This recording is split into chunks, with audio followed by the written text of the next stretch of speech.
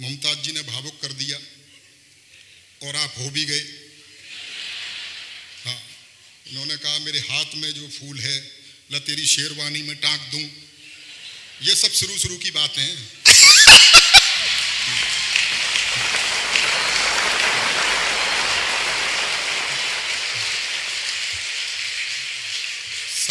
शादी के बाद शर्ट की बटन टांकने को कह दो कि एक बटन टांक देना, कहां तोड़ लाए। तो इनसे ज्यादा प्रभावित होने की जरूरत नहीं है। मैं बहुत प्रैक्टिकल आदमी हूं। प्रेम प्यार की कविताएं मैं भी चाहता था लिखूं। अच्छा, लेकिन क्या गजल सुनाई उन्होंने साहब। गजल सुन के आप इतने भावुक हो गए। गजल में क्या होता है, गजल जैसे सुन लो। मैं पिछले दिनों गजल सुन रहा था जगजीत सिंह की, तो ऐसा लगा कि मेरी गर्लफ्रेंड छोड़ के मुझे चली गई। तो मैं 2 घंटे रोया। बाद में याद आया कि अपने तो कोई गर्लफ्रेंड है ही नहीं,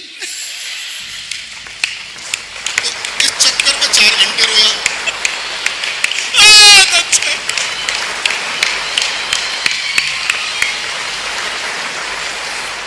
फिर याद आया यार मैं तो शादीशुदा हूं, तो पूरी रात रोया।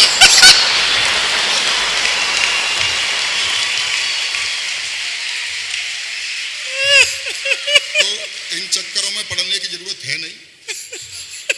डॉक्टर कुमार विश्वास मेरे बड़े भाई हैं, बहुत प्रेम करते हैं। जैसा उन्होंने मेरा परिचय दिया आपने समझ लिया हुआ कैसा प्रेम है। मैं सच बता रहा हूं, बहुत प्रेम करते हैं। कई देशों की यात्राएं मैंने इनके साथ की। हम और डॉक्टर कुमार विश्वास इकट्ठे जवान हुए। इसमें हंसने की क्या बात है। हम और डॉक्टर कुमार विश्वास इकट्ठे जवान हुए, वो बात अलग है कि जवान हो गए और मैं इकट्ठा। बता रहे थे मोटा हो गया है। अच्छा, कई देशों 17-18 देशों में मैं इनके साथ गया हूं। ऐसा नहीं प्रेम करते हैं इसलिए ले जाते हैं, और मेरे प्रति इनका प्रेम वही है जो आजकल इनका केजरीवाल के साथ चल रहा है।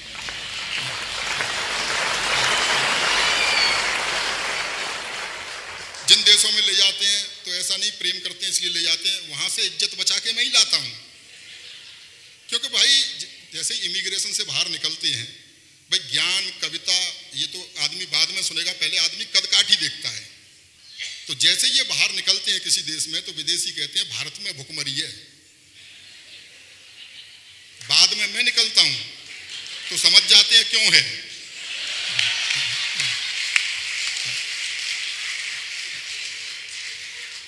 बहुत प्रेम करते हैं, जहां भी जाओ बहुत वीआईपी व्यवस्थाएं मिलती हैं। आजकल इनको Y+ श्रेणी की सुरक्षा मिली हुई है। वो कमांडो आ जाते हैं भीड़ से बचाने के लिए, घेरा बनाओ घेरा बनाओ। मेरे पास भी आ जाते हैं, घेरा बनाओ घेरा बनाओ। मैंने कहा भैया इनका बनाओ, मेरा तो बना हुआ है। लेकिन एक बात बहुत गंभीरता से कहना चाहता हूं, हम चुहलबाजी कितनी भी कर लें, लेकिन डॉक्टर कुमार विश्वास हिंदी काव्य मंच का वो कोहिनूर हीरा है जिसकी आभा से हम जैसे कंकड़ पत्थर भी चमक उठे।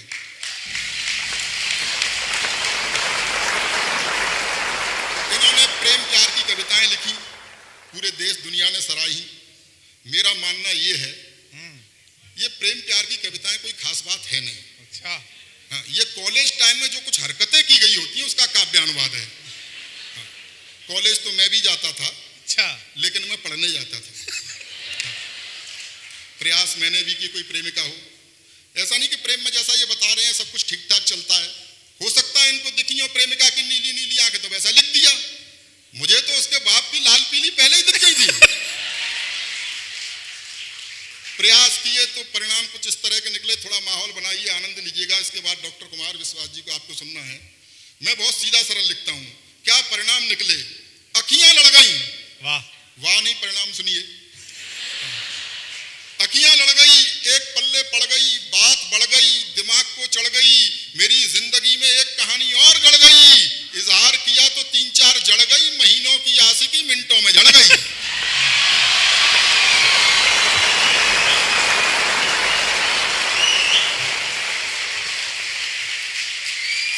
समझ रहा हूं काफी लुटे पिटे बैठे हो। बहुत समय बाद हम मिले हैं। कितना बुरा समय निकल के गया साहब, कोरोना काल। और मुझे तो डर लग रहा है दोबारा नहीं लौटा है। वो खांसते हुए आया है। हालांकि आपने सैनिटाइजर रख रखा है। और बोतल बहुत शानदार रखी है सर चेयरमैन साहब, धन्यवाद देता हूं आपको।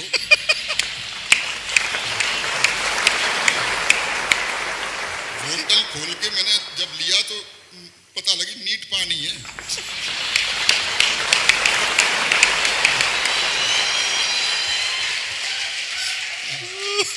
लेकिन शक्ल बहुत सुंदर है। चलिए जी, बहुत समय हो गया, क्या बुरा समय साहब झेला हमने, कोरोना काल, 2 लॉकडाउन, कितना बुरा समय था। याद कीजिए पहला लॉकडाउन कितने डरे हुए थे हम, सर्फ के पैकेट को सर्फ से धो रहे थे, अद्भुत काम था। अपनी ही पत्नी के साथ घर में बंद थे, उसी की शक्ल देखनी पड़ रही थी, ब्यूटी पार्लर तक बंद थे। बाद में सरकार को थोड़ी दया आई तो हमारे यहाँ उसने शराब के ठेके खुलवा दिए, जिसे पी करके चुड़ैल भी सुंदर दिखाई देती है।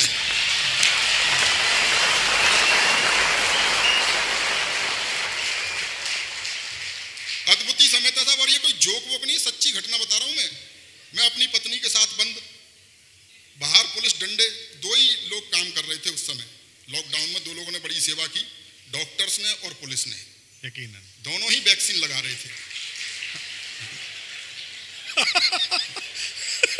डॉक्टर पूछ भी लेता था कि पिछली बार कहां लगी थी, पुलिस नहीं पूछ रही थी। ऐसी स्थिति में मेरी पत्नी बोली कि सुनो जी, मेरी लिपस्टिक खत्म हो गई है। क्या समस्या देश में फैली और उसे किसकी चिंता है? सुनो जी, मेरी लिपस्टिक खत्म हो गई है, मेरी सहेली के घर से एक लिपस्टिक ले आओ। और बाहर पुलिस। मैंने कहा तेरे जरा से होठ लाल करने के चक्कर में पुलिस मेरा क्या क्या लाल करेगी।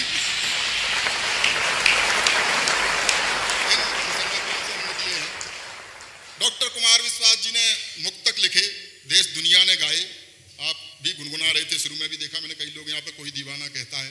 इन्होंने लिखा, मोहब्बत सिर्फ एहसासों की पावन सी कहानी है, कभी कबीरा दीवाना था, कभी मीरा दीवानी है।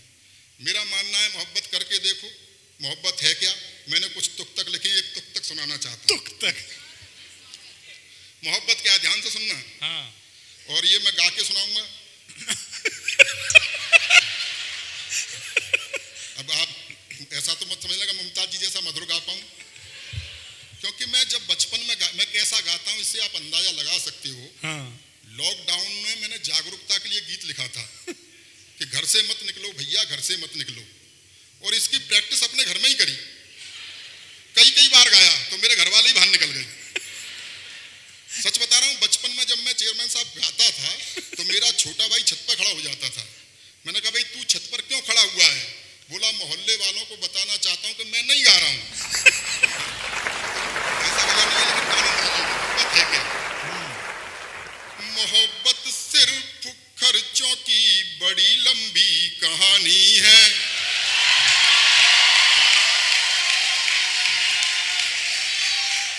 समझ गया, सबका बजट बिगड़ा हुआ है।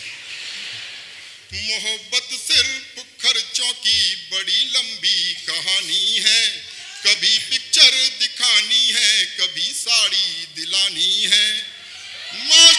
मास्टर रोज कहता है कहाँ है फीस के पैसे, मास्टर रोज कहता है कहाँ है फीस के पैसे, उसे समझाऊं मैं कैसे, मुझे छोरी पटानी है। और जीवन आगे बड़ा कठिन है। अब अभी तो ये आगे फैकल्टी के लोग बैठे हैं, इनकी तो हो गई, पर जिनकी नहीं हुई है उन्हें ज्ञान की बात बताना चाहता हूं। हाँ। ये बीवी तो मुसीबत की ही लेकर आएगी आंधी, कोई गुलाब नहीं टांगता। भुक्तभोगी हैं सारे। ये बीवी तो मुसीबत की ही लेकर आएगी आंधी, गुलामी में ही जियोगे न कुछ कर पाएंगे गांधी। अरे कुछ सीख लो, अरे कुछ सीख लो अपने बड़े सलमान भाई से, अरे कुछ सीख लो अपने बड़े सलमान भाई से, दूध बाजार का पीते रहे पर भैंस ना बांधी।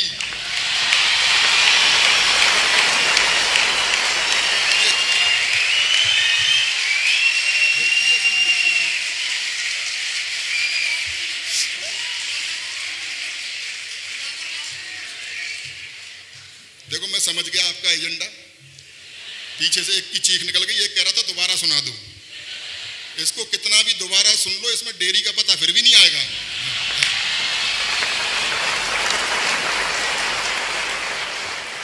मैं जिस तरह की कविताएं लिखता हूं, युवा पीढ़ी के लोग यहाँ बैठे हैं, एक दो झलकाएं आप तक पहुंचाना चाहता हूं। हास्य व्यंग का कवि हूं।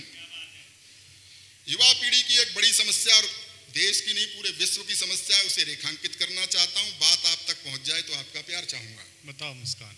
सेना की भर्ती की लाइन में खड़े एक बूढ़े को देखकर, सेना की भर्ती की लाइन में खड़े एक बूढ़े को देखकर ऑफिसर गरमाया।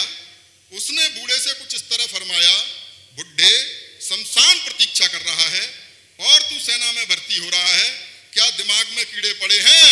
तो बूढ़े का जवाब था, नंबर आते आते बूढ़े